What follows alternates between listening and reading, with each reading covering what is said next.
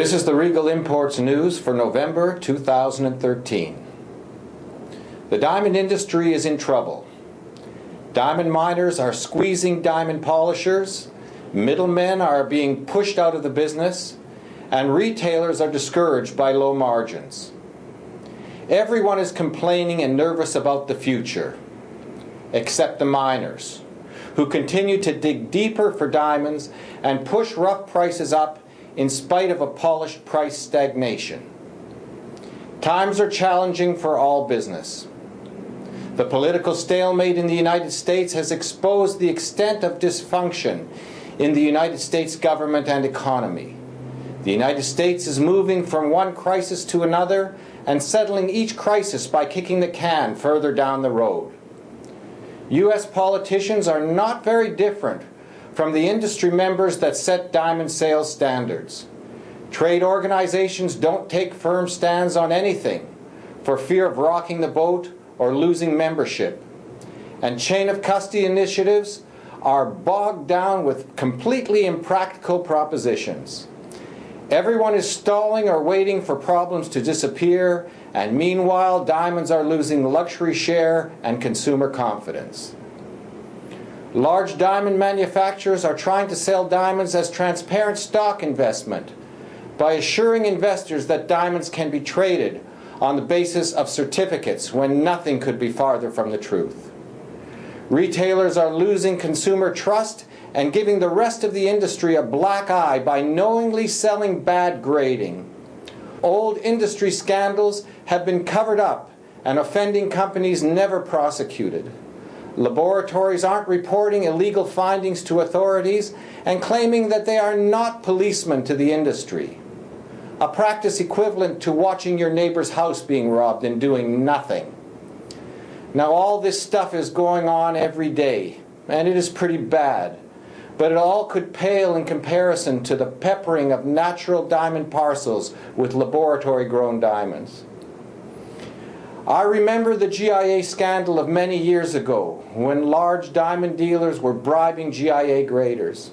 Not one guilty company has yet to be named or held accountable since the uncovering of the scandal back in 2003. The bribery scandal becomes even more insidious when you know that De Beers site holders were amongst the offenders. De Beers site holders that signed the De Beers best practices principles. De Beers has taken no punitive action. Now unnamed De Beers site holders have been found to be peppering parcels of natural diamonds with synthetics. De Beers remains silent again. By means of comparison, we have a scandal in Canada where senators are being accused of mishandling funds. All accused senators have been named, and there is a process in place to discipline them individually. In the criminal justice system, people who are accused of crimes are named and then sent for trial. In the diamond industry, offenders are protected by industry and improprieties are hidden from the public. Jewelry organizations that address best practices principles, be that RJC, the Diamond Boursas, the Diamond Manufacturers Associations, or local jewelry trade organizations, will not suspend any member until they have been convicted and punished by local authorities.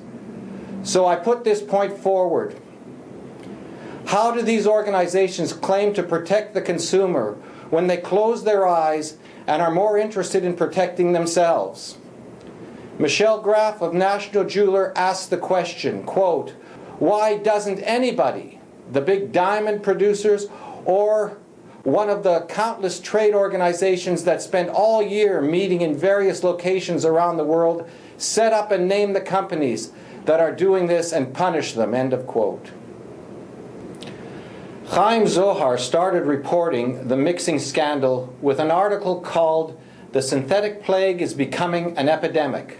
Another De Beers site holder caught in the act." Early this September, a New York diamond dealer submitted diamonds to the GIA.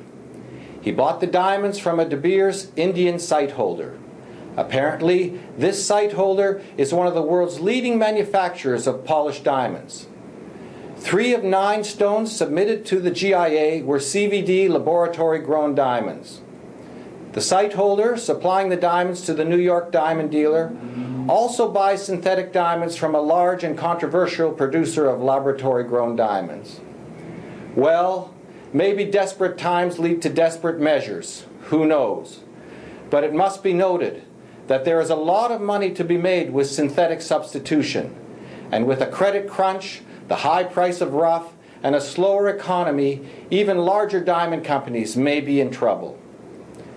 Chaim reported another instance where a major U.S. jewelry retailer received a parcel of undisclosed synthetic melee goods from a different De Beers Indian site holder. De Beers was informed by the site holder that a mistake had been made. Chaim Zohar says that De Beers must enforce a zero-tolerance policy.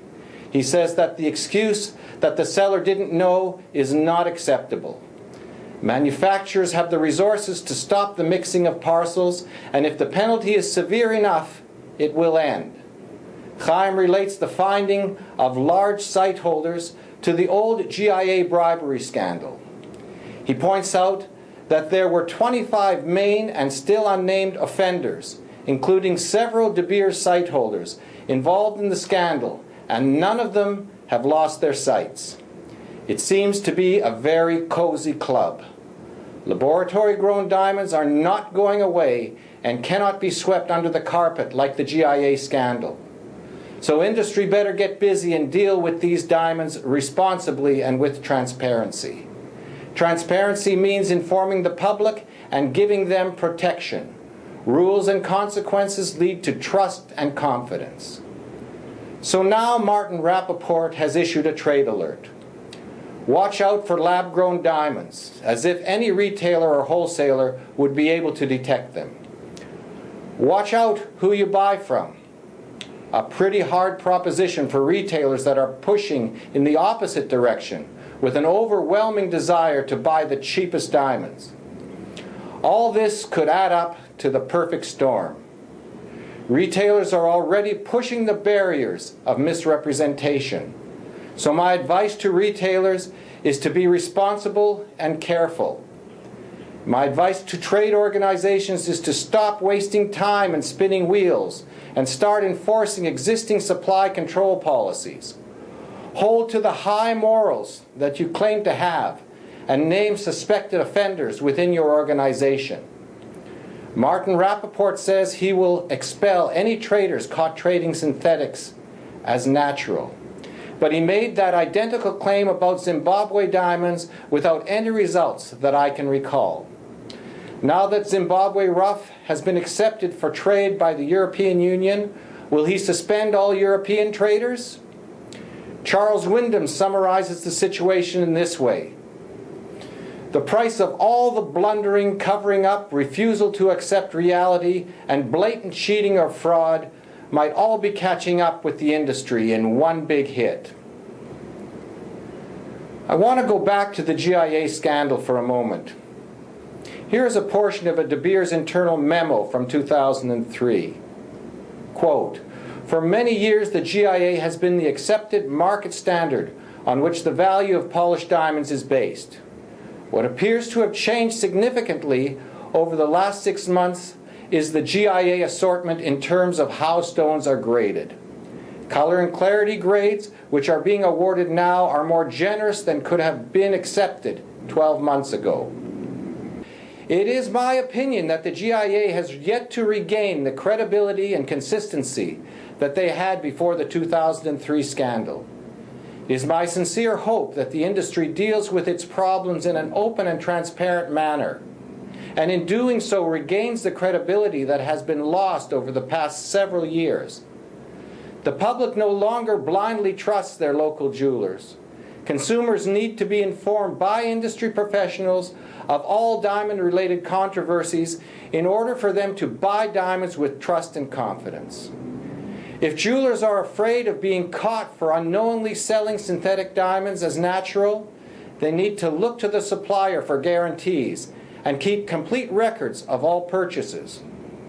Retailers caught selling undisclosed synthetics to the public without proper tracking can be charged with fraud. This in no way prevents retailers from selling a laboratory-grown diamond with proper disclosure. A laboratory-grown diamond is a legitimate jewelry product. However, going forward, guarantees need to be imposed on every supplier of natural diamonds, stating on invoice that all invoice diamonds are natural and not synthetic, in the same manner as invoicing with Kimberley process compliancy. I will end this news broadcast with the hope that industry deals with this problem swiftly and transparently and revisits past behavior constructively. And that's it for this month. I thank you very much for watching.